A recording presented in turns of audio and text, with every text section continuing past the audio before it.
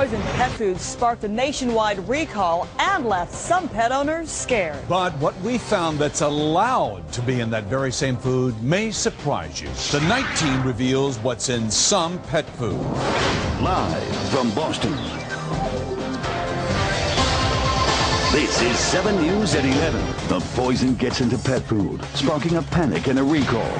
But you'd be surprised what's allowed to be in the food you're feeding Fido. It's pretty horrifying. 7 looks behind the label to find out what's in your pet food. That's just minutes away.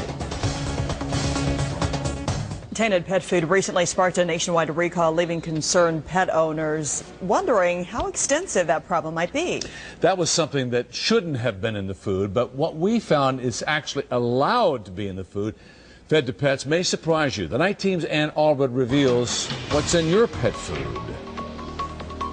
Millions of packages of tainted pet food pulled from store shelves in March. Thousands of pet owners affected, cats and dogs dying or terminally ill.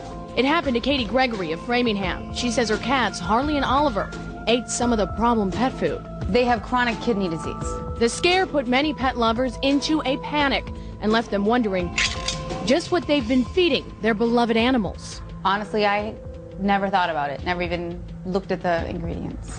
If you did take a look, you may have trouble making sense of what you see. Words like meat and bone meal and byproducts are common on pet food labels, and knowing what those phrases really mean leaves some sick to their stomach. Spinal cords, hooves, internal organs, basically anything that a person is not going to eat. There is an industry group called AAFCO that works with the FDA and sets voluntary guidelines for all pet food makers in the U.S. Under AAFCO standards, meat and bone meal is allowed to contain blood, hair, hoof, horn, and hide trimmings if they occur unavoidably in good processing practices. But that same provision never specifies what good processing practices are. Byproduct, as in chicken or beef byproduct, can include lungs, spleen, kidneys, brain, livers, blood, bone, and even fatty tissue.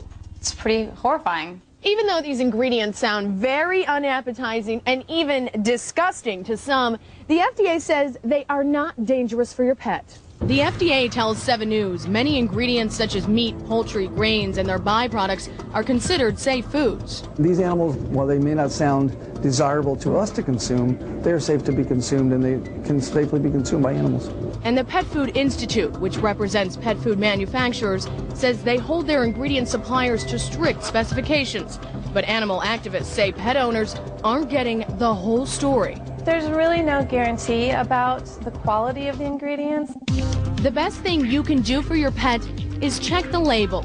At the top of the ingredient list, look for foods that have good sources of animal protein, like chicken, beef, fish, turkey, and not their byproducts. Check for natural preservatives like vitamin E. And always look for brands that clearly say they meet AAFCO standards.